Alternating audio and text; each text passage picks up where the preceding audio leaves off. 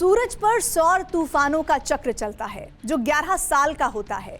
एक सौर चक्र धीमा होता है तो दूसरा बहुत शक्तिशाली।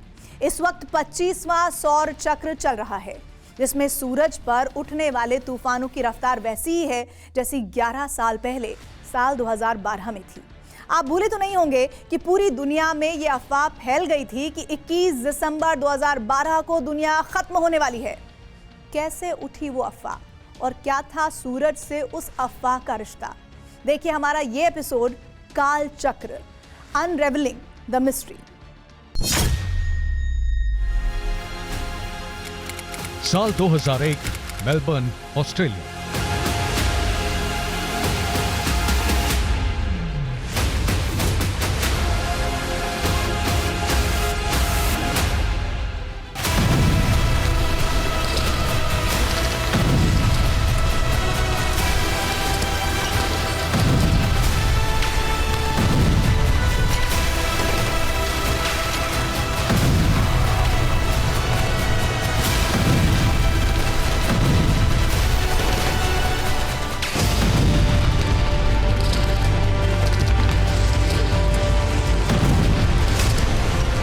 ग्यारह साल बाद पृथ्वी और पृथ्वी पर मौजूद सब कुछ खत्म।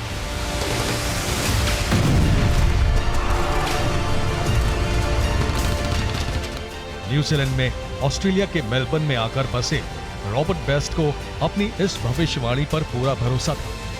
उन्होंने इसके लिए survive2012.com नाम की एक वेबसाइट बनाई जिसमें दावा किया गया कि 21 दिसंबर 2012 को सूरज की सतह से उठने वाले एक भयानक तूफान के बाद धरती खत्म हो जाएगी।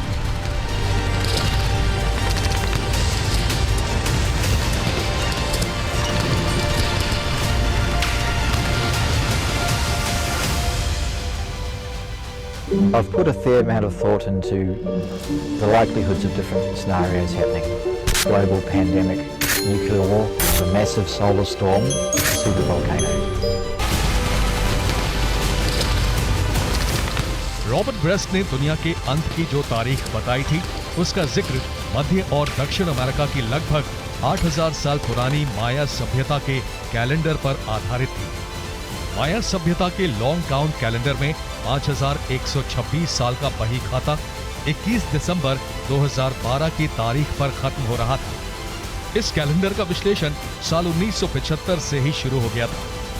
8 साल बाद 1983 में अमेरिका में माया सभ्यता के विशेषज्ञ रॉबर्ट जे शेरर ने उसी कैलेंडर के आधार पर दावा किया कि 21 दिसंबर 2012 को एक बड़े सौर तूफान से निकलने वाले सोलर फ्लेयर्स धरती से टकराएंगे जिसका परिणाम विनाशकारी हो सकता है।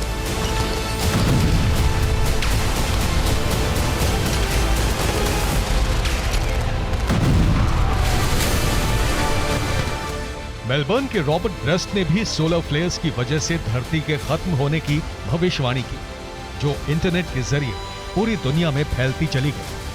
साल 2011 आते आते दुनिया के हर कोने में बड़े बड़े न्यूज चैनल, अखबार और वेब पोर्टल्स में सबसे बड़ी खबर यही थी कि क्या 21 दिसंबर 2012 को दुनिया खत्म होने वाली है। 22 दिसंबर 2011, 4029 न्यूज, अरकानसास, अमेरिका। 1 जनवरी 2012, ABC न्यूज, न्यूयॉर्क, अमेरिका। 21 नवंबर 2012, ABC CBN न्यूज, फिलीपींस। 16 दिसंबर 2012, अल अरबिया, सऊदी अरब।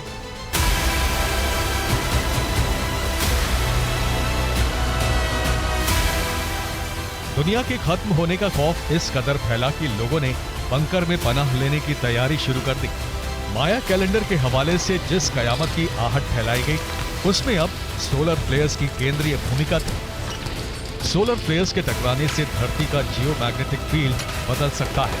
इस बात की पुष्टि वर्ष 1859 में ही हो चुकी थी। अब दुनिया भर के विश्लेषक कल्पना के घोड़े दौड़ाकर ये बताने में जुट गए कि दिसंबर 2012 में सोलर फ्लेयर्स की वजह से धरती का अंत कैसे होगा।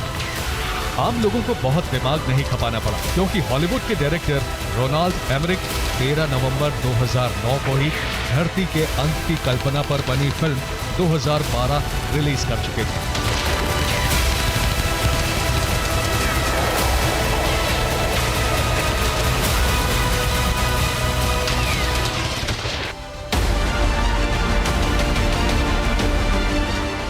दिसंबर 2012 को दुनिया खत्म नहीं होने वाली। ये बात दोहराते दोहराते नासा और दुनिया भर के अंतरिक्ष वैज्ञानिक थक चुके थे।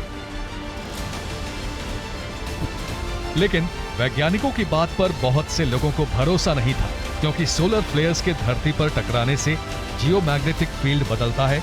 इस बात पर तो वैज्ञानिकों ने ही मोहर लगाई थी। जियोमैग्नेटिक फील्ड बदलने से क्या हो सकता है, इसका सबूत भी अमेरिका के वैज्ञानिकों ने ही दुनिया के सामने पेश किया था।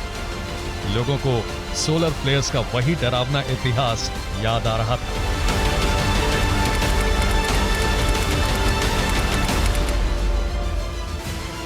वियतनाम युद्ध में तैनात अमेरिकी नौसेना के युद्धपोत ने समंदर में माइंस बिछा रखी थी, जो अचानक फटने लगी।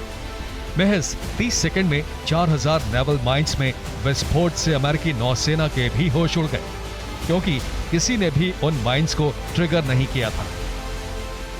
इस घटना से 2 दिन पहले 2 अगस्त 1972 को नासा ने अपने सोलर मिशन के जरिए पता लगाया था कि सूरज पर एक बड़ा सौर तूफान उठा है, जिससे धरती पर सोलर फ्लेयर्स की टक्कर हुई है।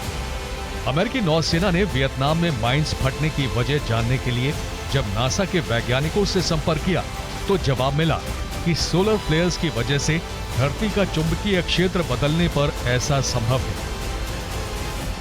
That time we didn't have those words. We didn't really understand the concept of the sun actually throwing mass and magnetic material out.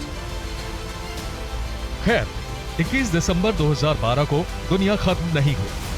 जो लोग सोलर फ्लेयर से डरे हुए थे, उनके दिमाग में अब नया भ्रम घुस गया कि सोलर फ्लेयर्स महज अफवाह है। कुछ लोगों ने बिना तथ्य जाने ये दलील भी देनी शुरू कर दी, सूरज पर तूफान तो हमेशा उठते रहते हैं, अगर उनसे धरती को खतरा है तो उसका शोर कभी कभार ही क्यों। इसका जवाब भी जान लीजिए। एस्ट्रोनॉमर्स ने हजारों साल के रिसर्च के बाद ये पता लगाया कि सूरज पर 11 साल का एक काल चक्र चलता है, जिसे सोलर साइकिल कहा जाता है। एक चक्र में सूरज की सतह पर उठने वाले तूफान धीमे पड़ जाते हैं, तो दूसरे चक्र में सौर तूफान की रफ्तार बहुत होती है। पृथ्वी पर जलवायु परिवर्तन से लेकर सोलर फ्लेयर्स का असर, सब कुछ सूर्य के इसी कालचक्र से तय होता है। हर 11वें वर्ष पर सूरज में एक रिदम, एक लयबद्धता है। हर 11 वर्ष पर सूरज बहुत सक्रिय हो जाता है, उस पर रेडियो एक्टिविटी बहुत तीव्र होती है। सारी पृथ्वी पर उस वर्ष सभी वृक्ष मोटा रिंग बनाते हैं।